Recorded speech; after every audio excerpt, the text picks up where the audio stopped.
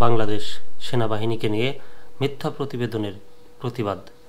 সেনাবাহিনীকে নিয়ে কি মিথ্যা প্রতিবেদন তৈরি করলো, কোন পত্রিকা বা কোন চ্যানেল, একটু জানতে চাই কালবেলার খবর।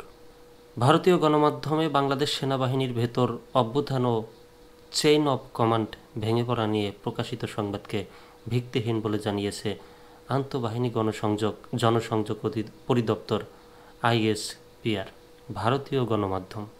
এই ভারতীয় গণমাধ্যমটা হচ্ছে এরপরেও বুঝতে চাচ্ছে না, তারা জোর করে একটা জিনিস বোঝাতে চাচ্ছে যে তারাই সব দিক দিয়ে বেটার, তারা সব সময় মিথ্যা খবর প্রচার করেও আন্তর্জাতিক পর্যায়ে ভালো থাকতে চায় কিন্তু সেটা কিভাবে সম্ভব? এই মিথ্যা খবর, আন্তর্জাতিক খবর নিয়ে তারা কিভাবে মিথ্যা অপপ্রচার চালায়, এটা বোধগম্য নয়। সত্যি এই ধরনের খবর নিউজ প্রেজেন্টার এবং নিউজ চ্যানেলগুলো আন্তর্জাতিকভাবে ব্যান্ড করা উচিত।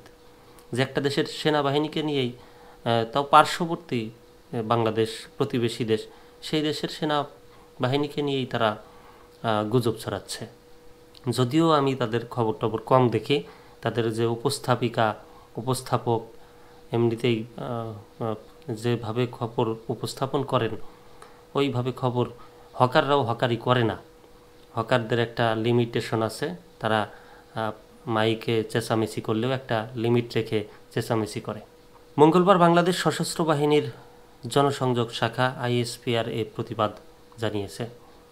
প্রতিবাদ লিপিতে ISPR বলেছে, দ্য ইকোনমিক টাইমস এবং দ্য ইন্ডিয়া টুডে সহ কিছু ভারতীয় মিডিয়া বাংলাদেশ সেনাবাহিনী নিয়ে যে সংবাদ প্রকাশ করে তা সম্পূর্ণ মিথ্যা। বাংলাদেশ সশস্ত্র পালনে সম্পূর্ণভাবে প্রতিশ্রুতিবদ্ধ। বাংলাদেশ সেনাবাহিনী কমান্ড শক্তিশালী, সিনিয়র জেনারেল সহ বাংলাদেশ সেনাবাহিনীর সকল সদস্য সংবিধান, চেইন অব কমান্ড এবং বাংলাদেশের জনগণের প্রতি তাদের আনুগত্যের প্রতি অটল। অনৈক্য বা আনুগত্যহীনতার যে কোনো অভিযোগ সম্পূর্ণরূপে বানোয়াট এবং বিদ্বেষপূর্ণ। বিশেষ করে উদ্বেগের বিষয় হলো দ্য ইকোনমিক টাইমস বারবার এই ধরনের বিভ্রান্তিকর প্রচারণায় লিপ্ত হয়েছে। এই সাম্প্রতিক প্রতিবেদন প্রকাশের মাত্র 1 মাস আগে গত 26 জানুয়ারি একই ধরনের মিথ্যা প্রতিবেদন প্রকাশ করেছিল।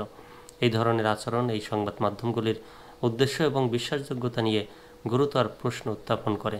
তদুপরি বেশ কয়েকটি অনলাইন পোর্টাল এবং কয়েকটি অখ্যাত টেলিভিশন চ্যানেলও এই মিথ্যা প্রচারণা চালিয়েছে, যা বিভ্রান্তিকর প্রচারণাকে আরও তীব্র করে তুলেছে।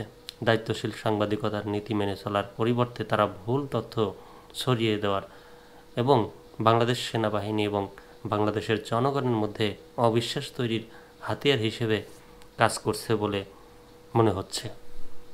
ISPR এর পক্ষ থেকে বলা হয়েছে, আমরা এই সংবাদ মাধ্যমগুলোকে, বিশেষ করে ভারত বেইজট সংবাদ মাধ্যমগুলোকে ভালো সাংবাদিকতা অনুশীলন মেনে চলার এবং যাচাই না করা এবং চাঞ্চল্যকর গল্প প্রকাশ করা থেকে বিরত থাকার আহ্বান জানাচ্ছি।